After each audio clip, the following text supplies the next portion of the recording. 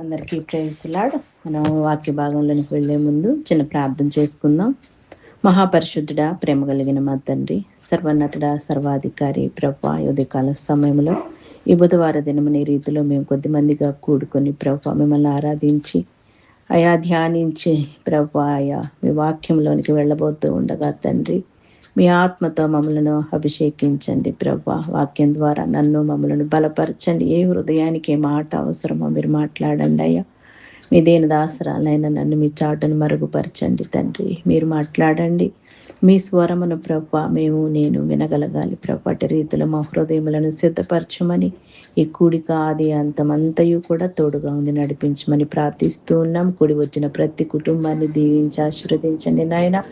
ఇంకా ఎవరైనా మరి రావాల్సి ఉంటే త్వరపెట్టి తోడుకు రమ్మని, సహవాసంలో మమ్మల్ని అందరినీ వర్ధిల్లింపచేయమని యేసయ్య పరిశుద్ధ నామములో ప్రార్థించి అడిగి వేడుకుంటున్నాం మా పరమ తండ్రి, ఆమేన్. అందరికీ ప్రైజ్లాడండి. ఈరోజు మనము ధ్యానం చేసుకోబోతూ ఉన్న అంశము నిరాశ నిరీక్షణల మధ్య అందమైన ప్రార్థన. ఈ అంశము కొంచెం కొత్తగా అనిపించి ఉండొచ్చు. నిరాశ నిరీక్షణల మధ్య అందమైన ప్రార్థన ఏంటి అని 43వ కీర్తనలో దావీదు గారు చేసినటువంటి ఈ ప్రార్థన నాకు మనోహరంగా అనిపించింది. ఆ ప్రార్థన అవి చదువుతూ ఉన్నప్పుడు నిరాశ కనపడుతుంది, నిరీక్షణ కనిపిస్తూ ఉంది, అక్కడ దేవుని పైన ఆశ కనిపిస్తూ ఉంది. వీటన్నిటిని చూసినప్పుడు ఇది నిజంగా అందమైన ప్రార్థన కదా.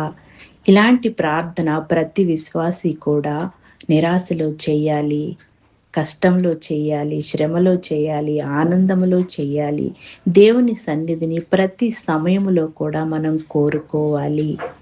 ఇక్కడ దావీదు గారు దేవుని సన్నిధిని ఏమైనా కోల్పోయాడా అని అంటే హృదయానుసారంగా ఆయన ఏం కోల్పోలేదండి. హృదయానుసారంగా దేవునికి ఆయన సమీపంగానే ఉన్నాడు. కానీ ఆయనున్న కష్టంలో, ఆయనున్న శ్రమలో, బాధలో ఆలయానికి వెళ్ళిన దినాలని జ్ఞాపకం చేసుకుంటున్నాడు, ఆలయములో చేసిన సేవని జ్ఞాపకం చేసుకుంటున్నాడు, ఆలయములో జరిగిన ఆరాధనని జ్ఞాపకం చేసుకుంటున్నాడు.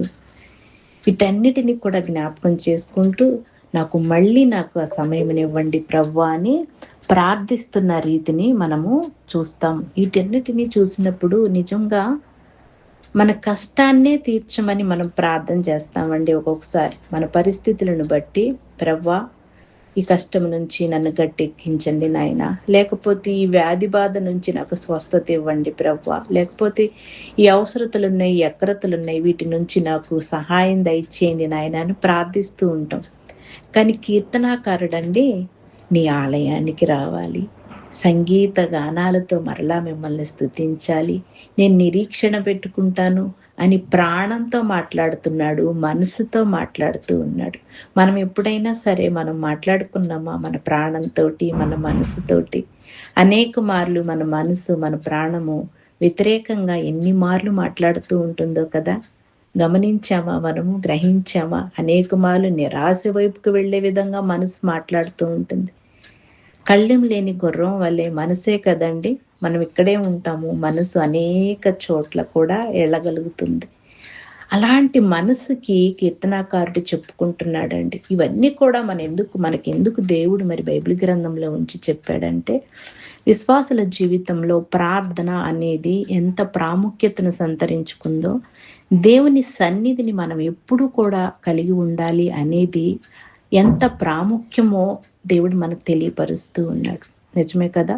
చాలాసార్లు ప్రార్థన అనుకుంటాం, కానీ ఆ ప్రార్థన మన యొక్క పరిస్థితులన్నిటిలో కూడా ఆనందాన్ని ఇస్తుందని, అది శ్రమలోనైనా సరే, కష్టంలోనైనా సరే సంతోషాన్ని ఇస్తుందని మనము గమనించాలి, గ్రహించాలి.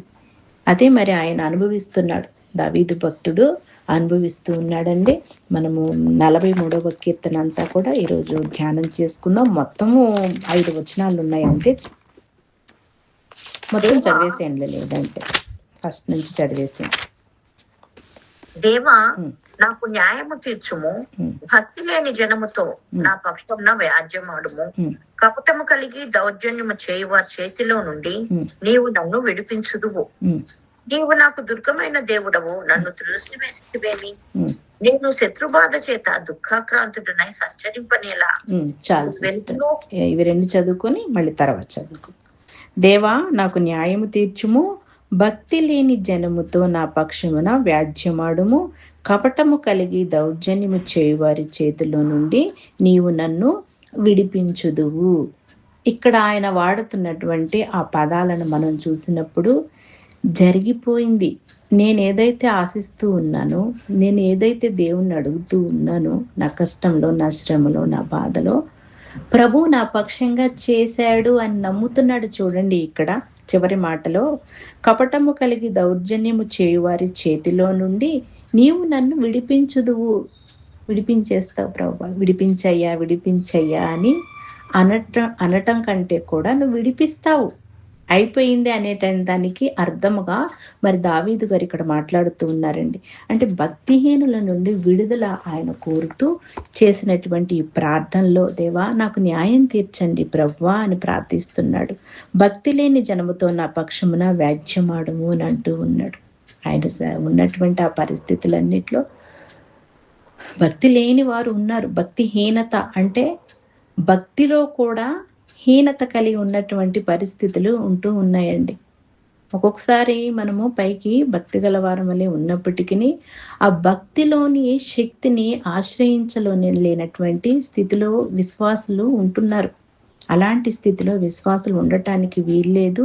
ఆ భక్తిలో నువ్వు చూపించేటటువంటి భక్తిలో శక్తి ఉంది. ఆ శక్తిని మనం ఆశ్రయించాలి అని బైబిల్ మనకి బోధిస్తూ ఉంది. నీ భక్తి నీకు ధైర్యం పుట్టించదా అని బైబిల్ చెప్తూ ఉంది కదండి.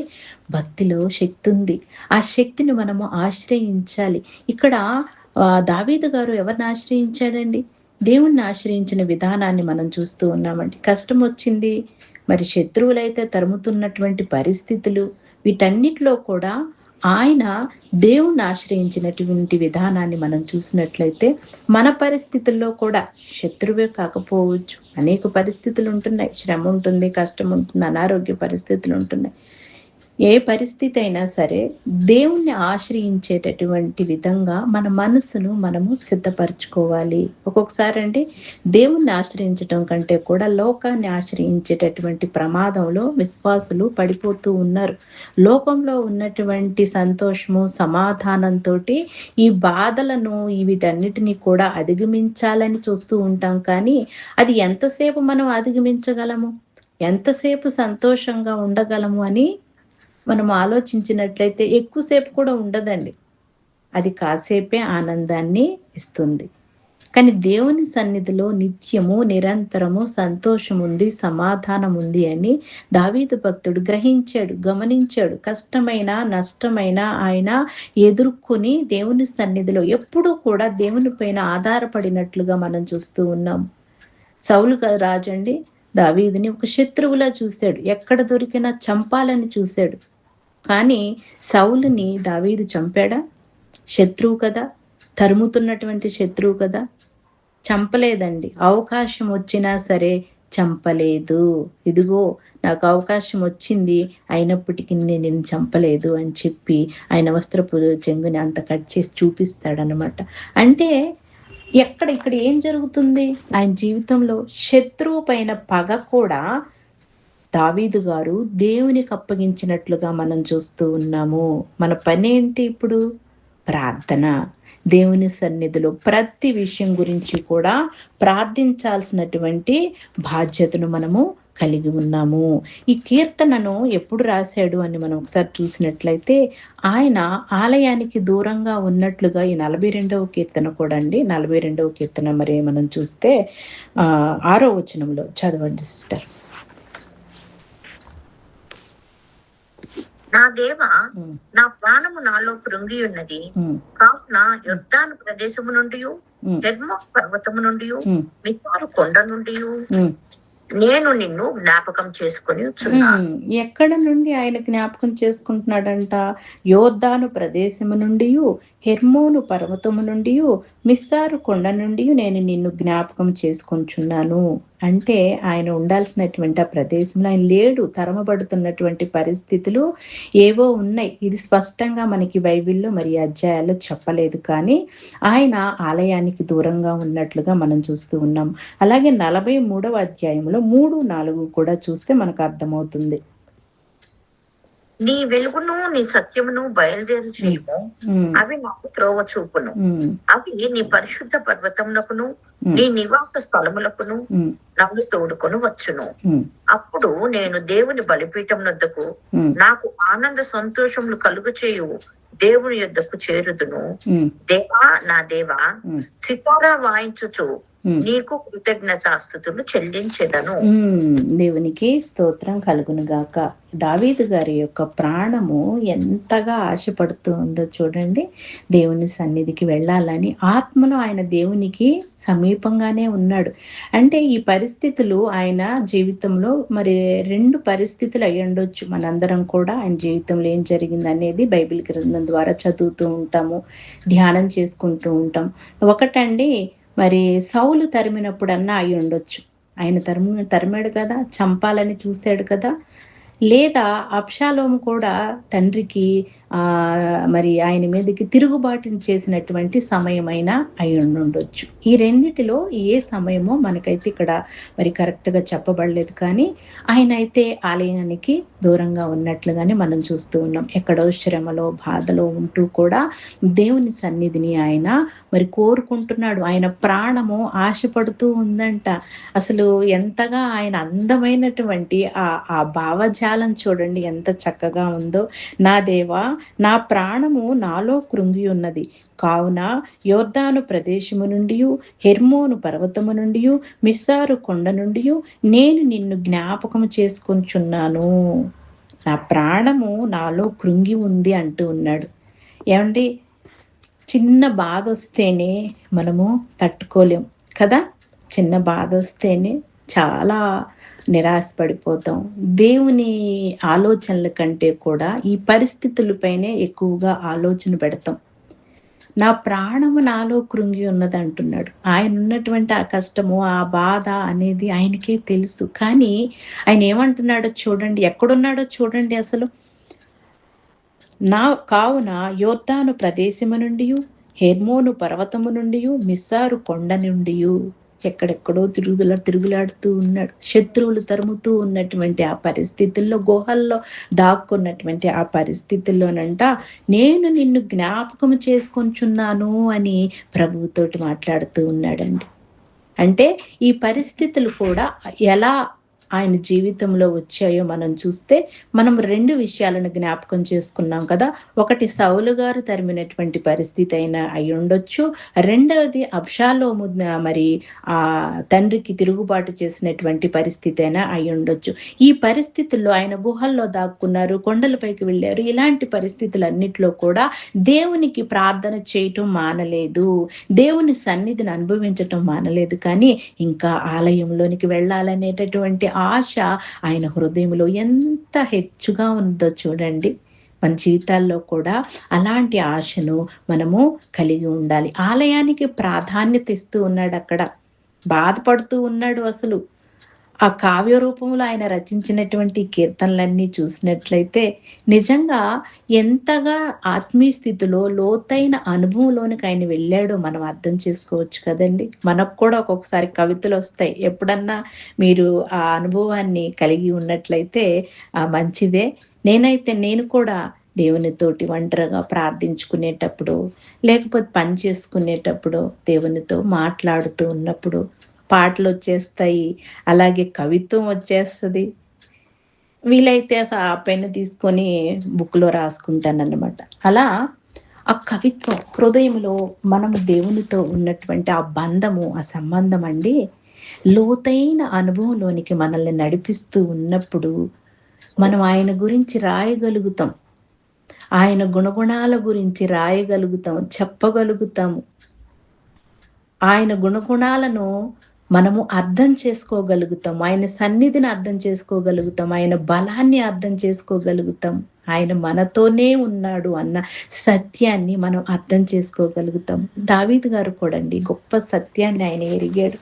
కష్టంలో, నష్టంలో, బాధలో, వ్యతిరేకతల్లో ఆయన దేవుణ్ణి విడిచిపెట్టలేదు. దేవుని సన్నిధిని అనుభవిస్తూ వెళ్ళి ఆయన రాసినటువంటి 150 కీర్తనలు కూడా ఆయన లోతైన ఆత్మీయ స్థితిని మనకి తెలియపరుస్తూ ఉన్నాయి. అందుకే కదా దేవునికి ఇష్టానుసారుడుగా దావీదు గారు మారారు.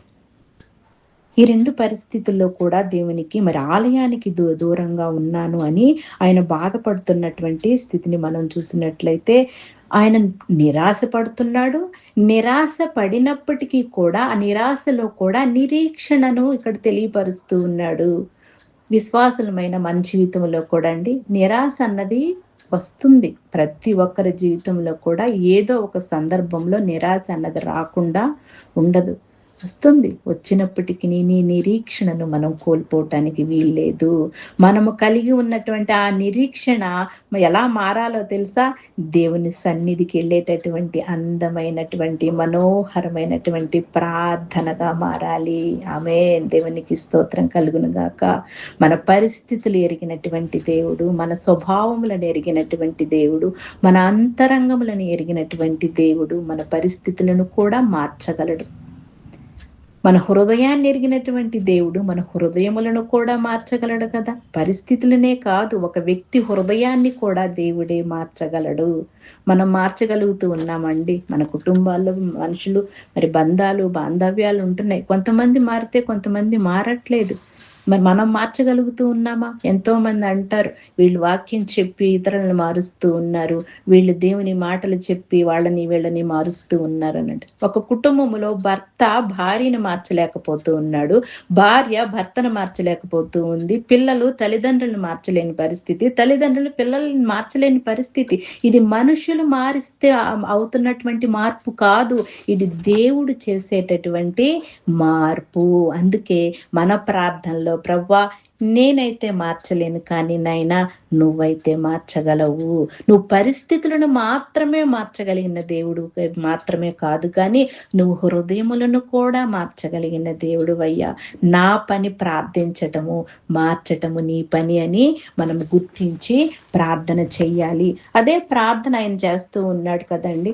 దావీదు గారు చేసినటువంటి ఆ ప్రార్థనలో ఆయన మరి మనం చూసినట్లయితే దేవుని ఆలయానికి దూరంగా ఉన్నాడని అర్థమవుతుంది, శత్రువుల మధ్య ఉన్నాడని అర్థమవుతుంది. దేవుని సన్నిధికి తిరిగి వెళ్ళాలని ఆయన ప్రాణము మనసు తీవ్రంగా ఆశపడుతూ ఉన్నట్లుగా మనము ఈ అధ్యాయంలో చూస్తామన్నమాట. అయితే రోమీలకు రాసిన పత్రిక 12వ అధ్యాయము 19వ వచనం చూద్దామండి.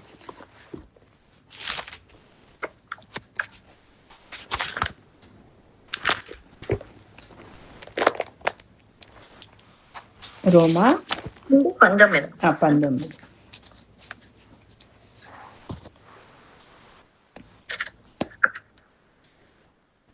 అందుకు 19 ప్రియులారా మీకు మీరే పగ తీర్చుకొనక దేవుని ఉగ్రతకు చోటీయుడి. పగ తీర్చుట నా పని, నేనే ప్రతిఫలమునిత్తును అని ప్రభు చెప్పుచున్నాడని వ్రాయబడి ఉన్నది. దావీదు గారు ఏం చేశారండి? ఇప్పుడు కష్టంలో శత్రువుల మధ్య ఉన్నాడు, తరమబడుతూ ఉన్నాడు. ఇలాంటి పరిస్థితుల్లో దేవుణ్ణి ఆశ్రయించినట్లుగా మనం చూస్తున్నాం. మన పరిస్థితుల్లో మనం ఏం చేస్తున్నాము? దేవుణ్ణి ఆశ్రయిస్తూ ఉన్నామా? ఆ పరిస్థితులన్నీ దేవునికి అప్పగిస్తూ ఉన్నామా?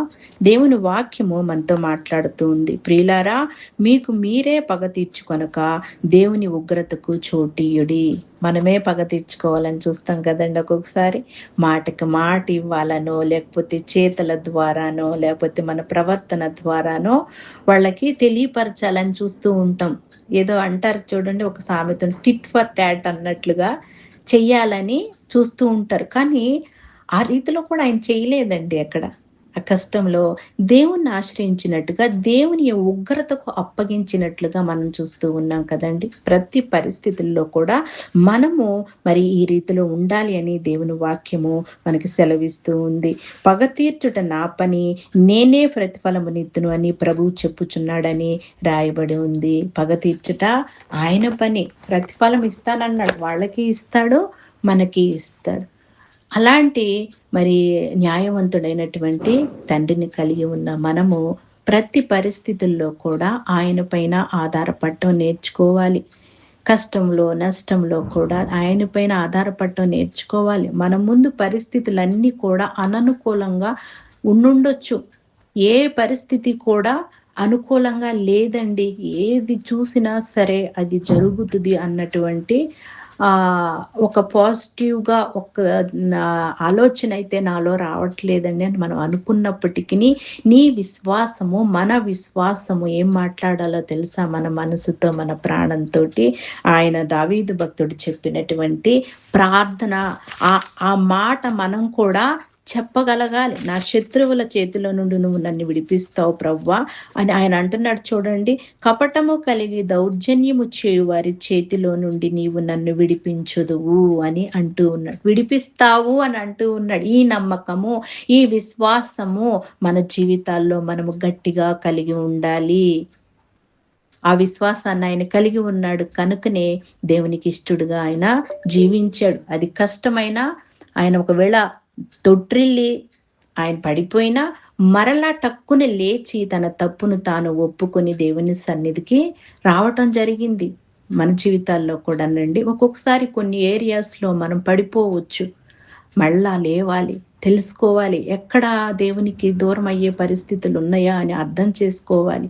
ఆ పరిస్థితి నుంచి మరలా పైకి లేవాలి, అందులోనే ఉండటానికి వీల్లేదు. మరలా లేచి దేవుని సన్నిధికి వచ్చే వారంగా మనము ఉండాలి.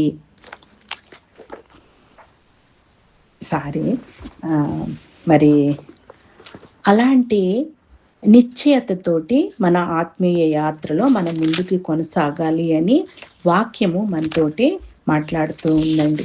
ఆ పరిస్థితులు ఎలా ఉన్నాయి? 2వ వచనంలో చూసినట్లయితే, నీవు నాకు దుర్గమైన దేవుడవు, నన్ను త్రోసివేసివేమి అంటున్నాడు.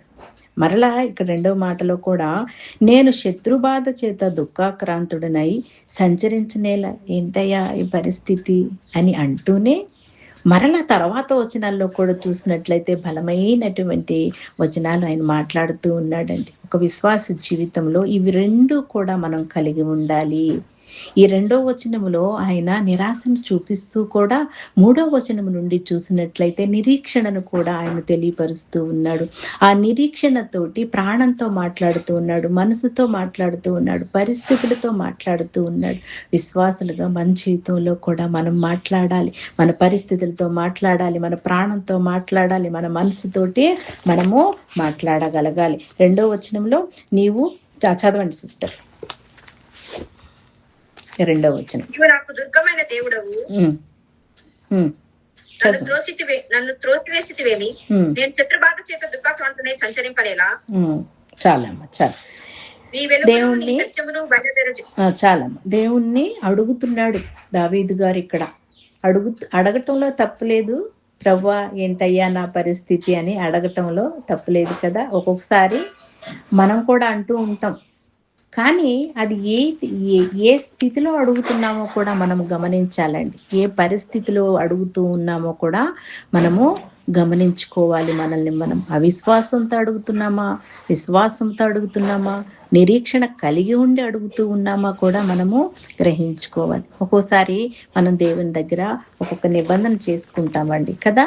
ఏమన్నంటే, ప్రవ్వా నువ్వు ఇది చేస్తే నేను అది చేస్తాను ప్రవ్వా అని మనము నిబంధన చేస్తాం. ప్రభువు దగ్గర ఒక మాటలాగా ఇస్తూ ఉంటాం అన్నమాట. మనం ఇది చేస్తేనే ఆయన అన్ని మన జీవితాల్లో మంచే చేస్తే అసలు మన దగ్గర ఏ మంచి ఉందండి? ఏ మంచి లేదు. మనం అది గ్రహించుకోవాలి, అది మనము తెలుసుకోవాలి. ఏ మంచి లేనప్పుడే మనల్ని ప్రేమించి ఆయన పిలుచుకున్న దేవుడు కదా! మన జీవితాల్లో కష్టం వచ్చినప్పుడు, నష్టం వచ్చినప్పుడు, బాధ వచ్చినప్పుడు కూడా ఆయన మనల్ని విడిచిపెట్టట్లేదు. ఒక పరీక్ష ద్వారా మనం వెళుతూ ఉన్నప్పుడు మన ఆత్మీయ స్థితి ఎలా ఉందో మనల్ని పరీక్షిస్తూ ఉంది. దేవుడు పరీక్షిస్తాడు. అలాగే ఆ పరీక్షలో మనల్ని కూడా మనం పరిశీలించుకోవాలండి. నా ఆత్మీయ స్థితి ఎలా ఉంది? మన కళ్ళ ముందు ఎరుకో గోడలు కనిపిస్తూ ఉండుండొచ్చు. మన కళ్ళ ముందు ఎర్ర సముద్రం కనిపిస్తూ ఉండుండొచ్చు. అయినప్పటికీ నీ విశ్వాసము తగ్గటానికి వీల్లేదు. నీ కళ్ళ ముందు అనేకమైనటువంటి పరిస్థితులు, శత్రువులు చుట్టుముట్టినట్లు ఉండుండొచ్చు. అయినప్పటికీ నీలో ఉన్న విశ్వాసము తగ్గటానికి వీలు లేదు. ఎప్పటికప్పుడు ఈ ఎర్ర సముద్రము 2 పాయలుగా చేయగలిగిన దేవుణ్ణి నేను కలిగి ఉన్నానన్న విశ్వాసాన్ని మనం కలిగి ఉండాలి. ఆయన కూడా అదే కలిగి ఉన్నాడు చూడండి. అందుకని నెక్స్ట్ వచనాల్లో ఆయన మాటలు చూస్తే నీవే వెలుగు, సత్యము అని మాట్లాడుతూ ఉన్నాడు. ప్రాణానికి ఊరట చెప్పుకుంటూ ఉన్నాడు, సమాధానం చెప్పుకుంటూ ఉన్నాడు, బలపరుచుకుంటూ ఉన్నాడు. కష్టంలో ఉన్నా సరే నా ప్రాణం ఇలా ఉండాలి, శ్రమలో ఉన్నా సరే నా ప్రాణము ఇలా దేవుణ్ణి స్తుతించాలి, నా ప్రాణము ఇలా దేవుణ్ణి కీర్తించాలి అని దావీదు భక్తుడు ఇక్కడ మాట్లాడుతూ ఉన్న రీతిని మనం చూస్తాము. యెషయా గ్రంథము 41వ అధ్యాయము 10వ వచనం చూద్దాం.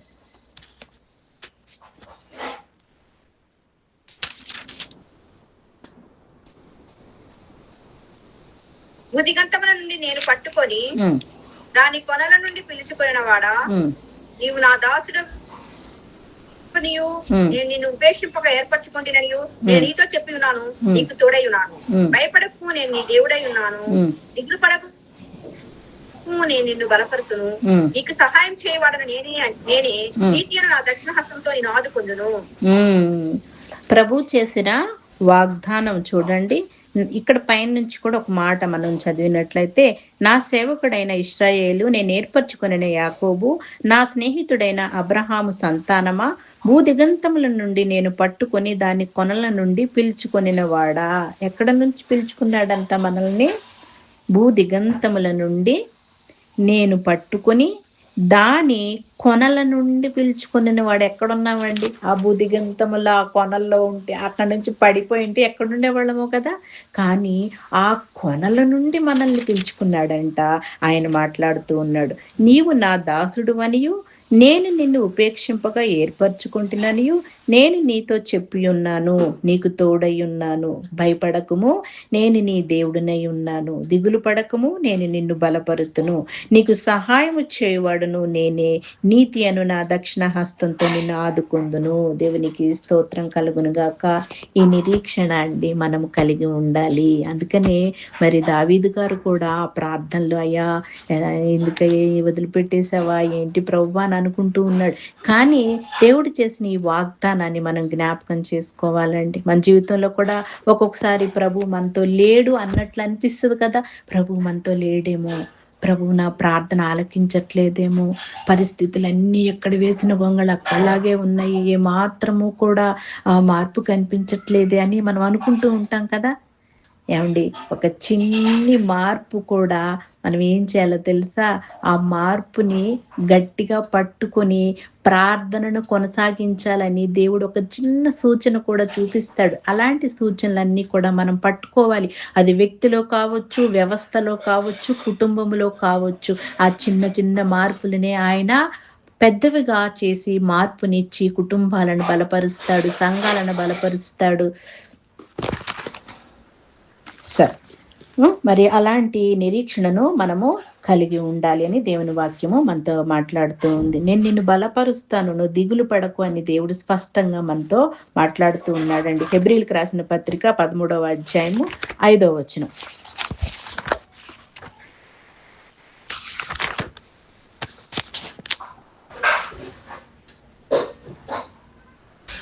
ధనాపేక్ష లేని వారై మీకు కలిగిన వాటితో తృప్తి పొంది ఉంటుడి. నిన్ను ఏ మాత్రమును విడువను, నిన్ను ఎన్నడూను ఎడబాయను అని ఆయనే చెప్పాను కదా. ఆయనే చెప్పాడు. ఏమని చెప్పాడు? నిన్ను ఏ మాత్రమును విడువను, నిన్ను ఎన్నడను ఎడబాయను అని ఆయనే చెప్పాను కదా. ఎవరండి ఆయన? ఎవరు? దేవుడు, మన దేవుడు, మన తండ్రి. మనల్ని భూదిగంతముల కొనల నుండి మనల్ని పీల్చుకున్న దేవుడు చేసిన వాగ్దానము, నిన్ను విడువను, నిన్ను ఎన్నడను ఎడబాయను అని చెప్పాడు. మన పిల్లలతో మనం ఉన్నామనుకోండి, వాళ్ళకి ఏదన్నా కష్టం వస్తూ ఉంటే చూస్తూ ఉంటామా? మనకి చేతనైనంత వరకు మన శక్తి కొలది వాళ్ళకి సహాయం చేయాలని, ఆ బిడ్డల్ని బలపరచాలని, ఒక ఉన్నతమైన స్థితిలో బిడ్డల్ని ఉంచాలని తల్లిదండ్రులుగా మనం పోరాడతాం. మరి పరమ తండ్రి అండి ఎక్కడి నుంచి పిలుచుకున్నానంటూ ఉన్నాడు? భూదిగంతముల కొనల నుండి మనల్ని పట్టుకొని పిలుచుకున్నాడంట. నువ్వు దాసుడు అని నిన్ను ఉపేక్షించలేదు అంటున్నాడు. గుర్తు చేసుకోవాలండి.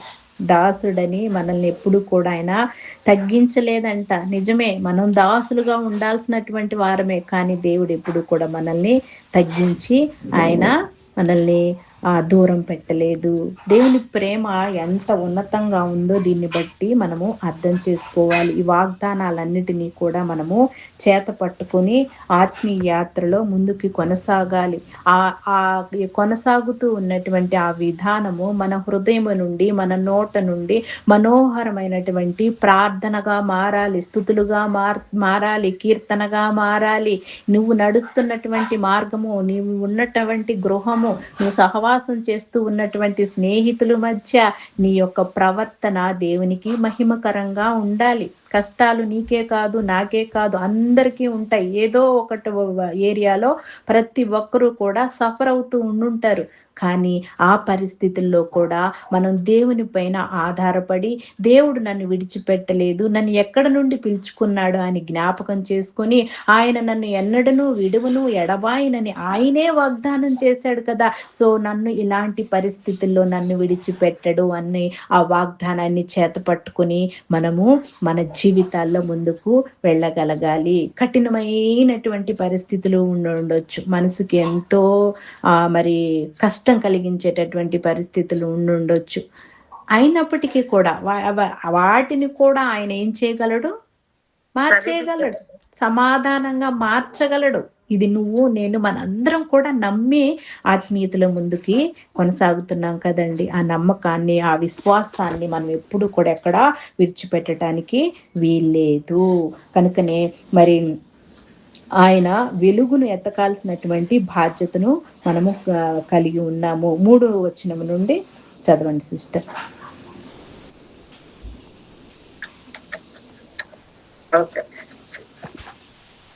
నీ వెలుగును నీ సత్యమును బయలుదేరజేయము, అవి నాకు త్రోవ చూపును, అవి నీ పరిశుద్ధ పర్వతమునకును నీ నివాస స్థలములకును నన్ను తోడుకొని వచ్చును.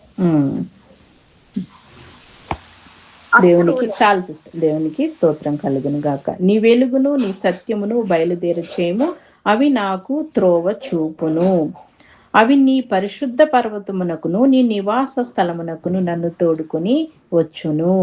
2వ వచనంలోనేమో కొంచెం బాధపడ్డాడు, నిరాశ అయితే కొంచెం వచ్చింది. కానీ మరలా అందుకనే నేను హెడ్డింగ్ ఏం చెప్పానో తెలిసే, టైటిల్ నిరాశ నిరీక్షణల మధ్య అందమైన ప్రార్థన. ఇది ప్రార్థన అండి, ఆయన చేస్తున్నాడు దేవునికి. మరలా ఈ 3వ వచనంలో నీ వెలుగును నీ సత్యమును బయలుదేరచేయము, అవి నాకు త్రోవ చూపును. నేనున్నాను ఇలాంటి పరిస్థితులన్నిట్లో, కానీ అయ్యా నీ సత్యము నాకు చూపించయ్యా, నీ వెలుగు నాకు చూపించయ్యా. అప్పుడు నేను ఈ కష్టంలో నుంచి, ఈ పరిస్థితులన్నిట్లో నుంచి విడిపించబడి నేను నీ ఆలయంలోనికి వస్తాను ప్రభువా, నిన్ను నేను కీర్తిస్తాను ప్రభువా, నాయన నేను స్తుతిస్తాను ప్రభువా అని ఆయన ఇక్కడ ఒక నిరీక్షణతోటి ప్రార్థిస్తున్నాడండి. దేవునికి స్తోత్రం కలుగును గాక. మన జీవితాల్లో కూడా అలాంటి పరిస్థితులే ఉండుంటాయి, కానీ మనం కూడా ఇలాంటి ప్రార్థన చెయ్యాలండి. నీ వెలుగును నీ సత్యమును బయలుదేరచేయము, అవి నాకు త్రోవ చూపును, అవి నీ పరిశుద్ధ పర్వతమునకును నీ నివాస స్థలములకును నన్ను తోడుకొని వచ్చును అని మనము ప్రార్థన చేయాలి. ఒక్కొక్కసారి మరి ఉదాహరణగా ఒక మాట చెప్తాను. ఏంటంటే, సంఘానికి వెళ్ళటము ఎంత ప్రాముఖ్యమో, సంఘంలో వాక్యము మన హృదయానికి ఎంత తగలాలి అనేది కూడా అంతే ప్రాముఖ్యతను కలిగి ఉంది కదండి. వెళ్తాము, కానీ మనుషులు మాత్రమే అక్కడ ఉండేటటువంటి పరిస్థితులు, హృదయం ఎక్కడో సంచరిస్తున్నటువంటి పరిస్థితుల్లో కూడా అనేక మంది విశ్వాసులు ఉండటం మనం గమనిస్తాం. మనుషులే ఉంటున్నాము, హృదయం అక్కడ ఉండట్లేదు. కానీ ఆయన హృదయము, మనిషి ఎక్కడో ఉన్నాడు, హృదయం దేవుని చుట్టూ తిరుగుతుంది. దేవునికి స్తోత్రం కలుగునుగాక. అలాగా మన హృదయాలను కూడా మనము సిద్ధపరచుకోవాలి. దేవుని వెలుగుతో నీ సత్యము నా యొద్దకు బయలుదేరి చేయమని చెప్పిన ఆయన, అయ్యా వీటిలో నుంచి మీరు నాకు విడుదలిస్తే నేను నివాస స్థలమునకు అవి నన్ను తోడుకొని వస్తాయని చెప్తున్నాడు. ఎందుకు ఈ మాట ఇందాక నేను ఉదాహరణగా సంఘములో ఒక వ్యక్తి గురించి ఎందుకు మాట్లాడుతూ ఉన్నాను అంటే, వ్యక్తులుగా కనిపించటం కాదు, కానీ హృదయాలు సిద్ధపరచుకున్నటువంటి ఆత్మీయ స్థితిలో సంఘములో ఎంతమంది మనం కూర్చోగలుగుతూ ఉన్నాము? లేదండి. చాలా మందిని మనం పరిశీలిస్తే మనుషులు మాత్రమే హాజరవుతూ ఉన్నట్లుగా కనిపిస్తుంది, కానీ హృదయాలు, మనసు ఎక్కడో కళ్ళెం లేని గుర్రాల్లాగా ప్రయాణిస్తూ ఉంటాయి. అలాంటి స్థితి విశ్వాసులుగా మనకి ఉండటానికి వీల్లేదు అని ఈ వాక్యము మనతో మాట్లాడుతూ ఉందండి. యోహాను సువార్త 8వ అధ్యాయము 12వ వచనం. యోహాను సువార్త 8వ అధ్యాయము 12వ వచనం. మరలా యేసు, నేను లోకమునకు వెలుగును, నన్ను వెంబడించువాడు చీకటిలో నడవక జీవపు వెలుగు కలిగి ఉండునని వారితో చెప్పాను. గుర్తు చేసుకోవాలి మనము. ఆయన దావీదు గారు అంటున్నాడు కదా, నువ్వే నాకు వెలుగు అయ్యా, నువ్వే నాకు సత్యము, మరి వాటి నా మీద బయలుదేరి చేసి నాకు త్రోవ చూపండి ప్రభువా, అప్పుడు నీ పరిశుద్ధ పర్వతమునకు నీ నివాస స్థలమునకు నన్ను తోడుకుని వస్తాయి అని ఆయన మాట్లాడుతూ ఉన్నాడు కదండి. ప్రభువు మరి నూతన నిబంధనలో కూడా నేను లోకమునకు వెలుగును, నన్ను వెంబడించువాడు చీకటిలో నడవక జీవపు వెలుగు కలిగి ఉండునని వారితో చెప్పడం అన్నది ఈ వాక్యంలో చూస్తూ ఉన్నాం. కనుక దేవుని వాక్యాన్ని ఎప్పుడూ కూడా మనము మన జీవితాల్లో అనువదించుకోగలగాలి, వాక్యాన్ని అనుసరించగలగాలి, వాక్యాన్ని పాటించి నడుచుకోగలగాలి కదండి. వాక్యము మనకి దీపమై ఉంది, వెలుగై ఉందని పరిశుద్ధ గ్రంథం మనకు బోధిస్తూ ఉంది కదండి. అందుకనే ఈ వాక్యాన్ని మనం ఆధారం చేసుకున్నప్పుడు చీకటిలో నడువుక జీవపు వెలుగు కలిగి మనం కూడా నడుచుకోగలుగుతాము. అందుకే వాక్యానికి అంత ప్రాముఖ్యత ఇచ్చాడు ప్రభు. వాక్యమై ఉన్నానని ఆయనే అంటాడు కదా, ఆయనే వాక్యమై ఉన్నాను అని అంటాడు. మరి అలాంటి వాక్యాన్ని మనం కూడా ఆధారం చేసుకొని మన ఆత్మీయ యాత్రలో ముందుకు కొనసాగాలి. అదే అధ్యాయం అండి, యోహాను సువార్త 14వ అధ్యాయము 6వ వచనం.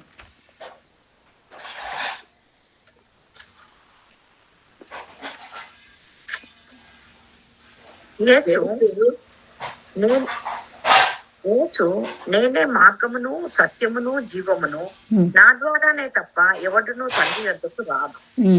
ప్రభువు ఇక్కడ మాట్లాడుతూ ఉన్నారండి. యేసు నేనే మార్గమును సత్యమును జీవమును, నా ద్వారానే తప్ప ఎవడును తండ్రి వద్దకు రాడు అని స్పష్టంగా మాట్లాడుతూ ఉండటం మనం ఇక్కడ చూసినట్లయితే మనం ఎదుగుతూ ఉంటాం కదండి. మన జీవితాల్లో చీకటి ప్రవేశించినప్పుడు, మన జీవితంలో కష్టం ప్రవేశించినప్పుడు వెలుగు ఎక్కడుందా అని మనము విశ్వాసులుగా మనము టక్కున వాక్యాన్ని జ్ఞాపకం చేసుకోవచ్చు. కానీ విశ్వాసులుగా పిలువబడుతున్నటువంటి వారు కూడా చాలా మంది వాక్యాన్ని మరిచి లోకంలో వెలుగును మరి వారు వెతుకుతున్నటువంటి పరిస్థితులు ఉంటూ ఉన్నాయి. అలాంటి పరిస్థితిలోనికి మనము వెళ్ళటానికి వీల్లేదు. ఈ వాక్యాన్ని తీసుకోవాలి. నువ్వే ప్రభువా సత్యం అన్నావు, మార్గం అన్నావు, నువ్వే జీవం అన్నావు కదా ప్రభువా, అయ్యా మా జీవితాల్లో మీరే ముందుండి నడిపించాలి అని మనం కూడా దావీదు గారు చేసినట్లుగా ప్రార్థన చేయగలగాలి. ఆ సత్యము, ఆ మార్గము, ఆ యొక్క జీవము తండ్రి యొద్దకు నడిపిస్తుందని ప్రభు ఇక్కడ వాగ్దానం చేశాడు కదండి. మరి దావీదు గారు చేసే ప్రార్థనకి ఈ వాక్యానికి మనం చూసినట్లయితే ఎంతగా అక్కడ కలిసినట్లుగా అనిపిస్తూ ఉంది కదా. వీటి ద్వారా నేను ఆలయానికి వస్తానంటూ ఉన్నాడు, నీ నివాస స్థలములకు నన్ను తోడుకొని వచ్చును అని అంటున్నాడు. ఏం తోడుకొని వస్తాయి చూడండి, నీ వెలుగును నీ సత్యమును బయలుదేరజేయము, అవి నాకు త్రోవ చూపును, అవి నీ పరిశుద్ధ పర్వతమునకును నీ నివాస స్థలములకును నన్ను తోడుకొని వచ్చును. ఆమేన్. మనల్ని కూడా ప్రభు ఇక్కడ అంటూ ఉన్నాడు, నేనే మార్గము, నేనే సత్యము, నేనే జీవము, నేను నా ద్వారా తప్ప ఎవడన తండ్రి యొద్దకు రాలేడు అని. ఆయన సత్యాన్ని మనము కనుగొనాలి, ఆయన వెలుగులోనే మనము నడుచుకోగలగాలి, ఆయన మార్గంలోనే మనము నడుచుకోగలగాలి. ఇది మరి ఆనాడు ఉన్నటువంటి భక్తులందరూ కూడా, ఎంతో మంది భక్తులండి దేవునికి సన్నిహితంగా జీవించిన వాళ్ళు ఉన్నారు, అలాగే దేవుణ్ణి విడిచిపెట్టి కూడా నశించిపోయినటువంటి వాళ్ళు ఉన్నారు. ఎవరిని మనము మాదిరికరంగా తీసుకోవాలి? దేవుణ్ణి అనుసరించిన వారినే మనము మాదిరికరంగా తీసుకోవాలి. పెద్ద పెద్ద వాళ్ళండి, ఎంతో భక్తులండి, దేవునికి ఇష్టలుగా ఉన్న వాళ్ళండి, వాళ్ళు కూడా తప్పు చేశారండి అని అక్కడ తప్పుని ఎత్తి చూపించటానికి రాయలేదు ఆయన. ఆ తప్పుని చెయ్యకూడదు అని ఆయన బైబిల్ గ్రంథంలో రాయించడం జరిగింది. దాచిపెట్టలేదు కదండి. ఒక వ్యక్తి చేసిన తప్పుని దాచిపెట్టలేదు, ప్రజలందరికీ తెలిసే విధంగా, యుగ యుగాలుగా తెలిసే విధంగా దేవుడు బైబిల్ గ్రంథంలో ఎందుకు ఉంచాడు అని అంటే, తప్పులో నుంచి మనిషి సత్యములోనికి నడిపించబడాలి, దేవుని వెలుగును చూడగలగాలి, దేవుని మార్గంలో నడవగలగాలి అని ఆయన మనుషులకి బోధిస్తూ ఉండటం మనము చూస్తామన్నమాట. 4వ వచనం చూడండి సిస్టర్. అప్పుడు నేను దేవుని బలిపీఠమునొద్దకు నాకు ఆనంద సంతోషంలో కలుగజేయ దేవుని యొద్దకు చేరుదును. దేవా నా దేవా, సితారా వాయించుచు నీకు కృతజ్ఞతాస్తుతులు చెల్లించెదను. ఆమేన్, ప్రైజ్ ది లార్డ్. చూడండి, అప్పుడు నేను దేవుని బలిపీఠము నొద్దకు నాకు ఆనంద సంతోషములు కలుగు చేయు దేవుని యొద్దకు చేరుదును. దేవా నా దేవా, సితారా వాయించుచు నీకు కృతజ్ఞతాస్తుతులు చెల్లించుదును అంటూ ఉన్నాడండి. మొదటేమో, అయ్యా నన్ను కాపాడు ప్రభా, నన్ను నువ్వు దౌర్జన్యం చేసే వారి చేతిలో నుంచి నువ్వు నన్ను విడిపిస్తావు ప్రభా అన్నాడు. 2వ వచనానికి వచ్చేసరికి కొద్దిపాటి నిరాశ కనిపించినప్పటికీ మరలా 3rd వచనం నుంచి, నీ వెలుగు నీ సత్యములు నాకు దయచేయండి అయ్యా, నేను నీ నివాస స్థలానికి వస్తానయ్యా, వచ్చి ఏం చేస్తానంటూ ఉన్నాడు చూడండి. అప్పుడు నేను దేవుని బలిపీఠమునొద్దకు నాకు ఆనంద సంతోషములు కలుగుచే దేవుని యొద్దకు చేరుదును. దేవా నా దేవా, సితారా వాయించుచు నీకు కృతజ్ఞతాస్తుతులు చెల్లించెదను అని దావీదు గారు మాట్లాడుతూ ఉన్నాడండి. కృతజ్ఞతాస్తుతులు చెల్లించుటకు ఎల్లప్పుడూ కూడా మనము సిద్ధంగా ఉండాలి. నీ ముందు మనం ఎప్పుడూ కూడా ఈ మాటని జ్ఞాపకం పెట్టుకోవాలండి. ఏమండి, పరిస్థితులు అయితే ఏ మాత్రం అనుకూలంగా లేవు అని మనకి కనిపిస్తూ ఉండుండొచ్చు, కానీ నీకున్న విశ్వాసము ద్వారా అక్కడ పరిస్థితులను అక్కడ అనుకూలంగా నువ్వు చూడగలగాలి. అదే ఆయన చూస్తున్నాడు ఇక్కడ, దావీదు గారు చూస్తున్నాడు. అప్పుడు పరిస్థితులు ఏమన్నా మారాయనంటే ఇంకా మారలేదు, ఆయన అక్కడే ఉన్నాడు. ఆలయానికి దూరంగానే మరి శత్రువుల బారి నుంచి తప్పించుకొనటానికి గుహల మధ్యలో ఆయన జీవిస్తున్నటువంటి ఆ పరిస్థితుల్లో కూడా ఆయన ఏమంటూ ఉన్నాడు? దేవా నా దేవా, సితారా వాయించుచు నీకు నేను కృతజ్ఞతాస్తుతులు చెల్లించేదను అని అంటూ ఉన్నాడు. కష్టములో సైతం నా దేవుడు ఈ పరిస్థితుల్లో నుంచి నన్ను విడిపిస్తాడు, అందుకొరకు నేను ఇప్పటి నుంచే కృతజ్ఞతాస్తుతులు చెల్లిస్తున్నానని చెప్పగలిగినటువంటి విశ్వాసాన్ని మనం కలిగి ఉండాలండి. ఈ విశ్వాసాన్ని మనం కలిగి ఉండాలని ప్రభు చెప్తూ ఉన్నాడు. నీ విశ్వాసం చొప్పున నీకు జరుగునుగాక. అమ్మా, నీ విశ్వాసము గొప్పది అని కనాను స్త్రీని మెచ్చుకోవటం చూస్తాం. ఎవరి విశ్వాసం చొప్పున వాళ్ళకి జరుగుతుంది అని ఆయన మాట్లాడాడు. నువ్వు నమ్మేవా? ఇది నమ్ముట నీ వలన అయితే నమ్మువానికి సమస్తము సాధ్యం అన్నాడు. ఇలాగా ప్రభు నమ్మకం గురించి, విశ్వాసం గురించి మరి ఆయన ప్రజలు, ఆయన బిడ్డలైనటువంటి మనకి నేర్పిస్తూ, పరిశుద్ధ గ్రంథం ద్వారా అనేక మందిని మాదిరికరంగా చూపిస్తూ మనం ఇలా బ్రతకాలి అని ఆయనే వచ్చి ఈ లోకములో ఆయన జీవించి విశ్వాసమునకు కర్త అయినటువంటి ఆయన ఎలా కొనసాగించాడో చూపిస్తూ మనం కూడా ఆయన వైపు చూస్తూ కొనసాగాలని మనతో మాట్లాడాడు. మనతోటి మాట్లాడినటువంటి ఆ దేవుడు ఆయనలా, నీ సన్నిధిని సంపూర్ణ సంతోషం కలదు, నీ కుడి చేతిలో నిత్యము సుఖములు కలవు. దేవునికి స్తోత్రం కలుగునుగాక. జీవ మార్గమును నీవు నాకు తెలియచేసేదవు, నీ సన్నిధిని సంపూర్ణ సంతోషము కలదు, నీ కుడి చేతిలో నిత్యము సుఖములు కలవు. ఎక్కడుందండి సంతోషము? నీ సన్నిధిని సంపూర్ణ సంతోషము కలదు. జీవ మార్గాన్ని నువ్వు నాకు తెలియచేస్తావు ప్రభువా. ఇది ఎవరు చెప్తారండి? ఇలాగా ఈ మాటలు ఎవరు చెప్పగలుగుతారు? దేవునితోటి సన్నిహితమైనటువంటి బంధం కలిగి ఉన్న వాళ్ళు మాత్రమే చెప్పగలుగుతారు. ఈ మాటను మనం చెప్పగలుగుతున్నామా? చెప్పగలగాలి. ఎప్పుడు నువ్వు సంతోషంగా ఉన్నప్పుడు, నువ్వు విజయం సాధించినప్పుడు మాత్రమే కాదు, మనం కష్టంలో ఉన్నప్పుడు సరే, బాధలో ఉన్నప్పుడైనా సరే, శత్రువులు తరుముతున్నటువంటి పరిస్థితులైనా సరే, వ్యాధి బాధల్లో ఉన్నటువంటి పరిస్థితులైనా సరే, మనము ఈ మాటను చెప్పగలగాలి. ఆ మాటను మనం చెప్పగలిగి ఉన్నట్లయితే ఏదో కీర్తనాకారుల్లో కొద్దిపాటి ఒక చిన్న 0.5% అయినా సరే మనము ఒక భక్తిలో వెళ్తున్నట్లుగా గుర్తుంచుకోవచ్చండి. ఆ భక్తిని మనం ఏం చేయాలో తెలుసా? శక్తిగా మనము ఆశ్రయించాలి. జీవితంలో ఆ పరిస్థితులన్నిటినీ కూడా మార్చగలిగిన దేవుడు ఆయన. ఇంకా ఆయన మార్చేస్తాడు. ఇంకంతే.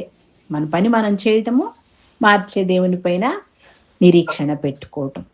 అది మరి ఎంత గొప్ప భాగ్యమో కదా. ఈ భాగ్యం లేక ఎంతో మంది బాధపడతా ఉన్నారు, ఏడుస్తూ ఉన్నారు, చెప్పినా కానీ అర్థం చేసుకోలేనటువంటి పరిస్థితుల్లో ఉంటూ ఉన్నారు. మరి మనం ఇప్పుడు ఉన్నటువంటి పరిస్థితులు చూస్తే, ప్రభుత్వం కావచ్చు, ఎన్నో పరిస్థితుల్లో సమాధానాన్ని కోల్పోతూ ఉన్నారు. ఐక్యతను, సఖ్యతను కోల్పోయి ఒకళ్ళ మీద ఒకళ్ళు గొడవలు, మరి అక్రమ కేసులు, వీటన్నిటిని మనం చూస్తూ ఉన్నప్పుడు బాధ అనిపిస్తుంది ఒక్కొక్కసారి. కానీ జ్ఞానంగా జీవించటం కూడా దేవుడు మనకి నేర్పించాడు కదండి. జ్ఞానంగా కూడా జీవించాలి. మీరు లోకంలోనికి ఆయన శిష్యుల్ని పంపిస్తూ ప్రభు అన్న మాట ఏంటి? తోడేళ్ల మధ్యకు పంపించినట్లుగా మిమ్మల్ని పంపిస్తూ ఉన్నాను, పాముల వలె వివేకం కలిగి పావురాల వలె నిష్కపటకులుగా ఉండండి అని అన్నారు. ఆ వివేకాన్ని మనము కోల్పోకూడదు. నిష్కపటంగా ఎన్ని పరిస్థితులు ఏమైనా సరే నిష్కపటంగా మనము జీవించాలి. 5వ వచనం చదవండి సిస్టర్. నా ప్రాణమా నీవేళ కృంగి ఉన్నావు, నాలో నీవేళ తొందరపడుచున్నావు. దేవుని యందు నిరీక్షణ ఉంచుము, ఆయన నా రక్షణకర్త, నా దేవుడు, ఇంకనూ నేను ఆయనను స్తుతించేదను. ఆమేన్. Praise the Lord. ఇంకా అక్కడ క్లియర్ గా చెప్తున్నాడండి. నా ప్రాణమా నీవేళ కృంగి ఉన్నావు, నాలో నీవేళ తొందరపడుచున్నావు. ఇప్పుడు ఎవరితో మాట్లాడుతున్నాడు? ప్రాణంతో మాట్లాడుతున్నాడు, మనసుతో మాట్లాడుతున్నాడు. దేవుని యందు నిరీక్షణ ఉంచుము అని ప్రాణంతో మాట్లాడుతున్నాడు. ఆయన నా రక్షణకర్త, నా దేవుడు అని ప్రాణంతో మాట్లాడుతున్నాడు. ఇంకను నేను ఆయన స్తుతించెదను అని ప్రాణంతో మాట్లాడుతున్నాడు. ఆమేన్. Praise the Lord. ఈ వాక్యాన్ని మనం రాసి పెట్టుకోవాలి. మన పరిస్థితులతో కూడా ఈ వాక్యాన్ని మనము చెప్పగలగాలి. మన కష్టాలతో కూడా ఈ యొక్క వాక్యాన్ని చెప్పగలగాలి. శత్రువుతో సహా ఈ వాక్యాన్ని మనము చెప్పగలగాలి. పరిస్థితులు మారకపోయినప్పటికీ కూడా మనము చెప్పగలగాలి. అదే దేవునిలో ఉన్నటువంటి విశ్వాసాన్ని మన ప్రవర్తన ద్వారా, మన క్రియల ద్వారా చూపించడంగా జరుగుతుంది. దావీదు గారు అలాగే చూపించారండి. దేవునికి స్తోత్రం కలుగును గాక. అందుకనే ఆయన దేవునికి ఇష్టడుగా జీవించాడు. విశ్వాసం లేకుండా దేవునికి ఇష్టలయ్యుండుట అసాధ్యం కదా. ఆయనకి ఇష్టడుగా ఈయన జీవించాడు, హృదయానుసారుడుగా జీవించాడు. అలాగే మన జీవితంలో కూడా అట్టి విశ్వాసాన్ని మనము కలిగి ఉండాలి. ఇంకనూ నేను ఆయనను స్తుతించెదను అంటున్నాడు. అంటే ఏంటండి? నేను ఇలాంటి పరిస్థితుల్లో ఉన్నా, నేను కష్టంలో ఉన్నా, నేను శ్రమలో ఉన్నా, నేను బాధలో ఉన్నా, నేను ఇంకా ఆయన్ని స్తుతిస్తాను అని చెప్తున్నాడు దావీదు భక్తుడు. ఆమేన్. Praise the Lord. మన నోట నుండి కూడా మన పరిస్థితులన్నిటిలో నుంచి ఈ స్తుతి ఎప్పుడూ కూడా రావాలి. ఈ స్తుతి యాగము ప్రభువుకి ధూపంలాగా వెళ్ళాలి. దేవునికి స్తోత్రం కలుగునుగాక. ఇలాంటి ఆత్మీయ జీవితాలను ప్రభువు కోరుకుంటూ ఉన్నాడు. మనము జీవించే జీవన విధానంలో ఒక్కొక్కసారి తొట్టుపాట్లు ఉంటాయి. పడిపోయినా మరలా లేవాలి, విశ్వాసంలో కట్టుకోవాలి, నిలబడాలి, ఆత్మీయ యాత్రల ముందుకు కొనసాగాలి. నిన్ను మాదిరికరంగా చేసుకొని అనేక మంది ముందుకు వెళ్ళాలి. అట్టి యొక్క ఆత్మీయ జీవితాన్ని దేవుడు మనకి ఇచ్చాడు. అందుని బట్టి దేవుడిని స్తుతిస్తూ ఉన్నాను. దేవుడు నాకు ఇచ్చిన ఈ తరుణాన్ని బట్టి స్తుతిస్తూ ఉన్నాను. దేవుడి వాక్యమును దీవించి మనందరి జీవితాలలో ఫలింపచేయును గాక. ఆమేన్.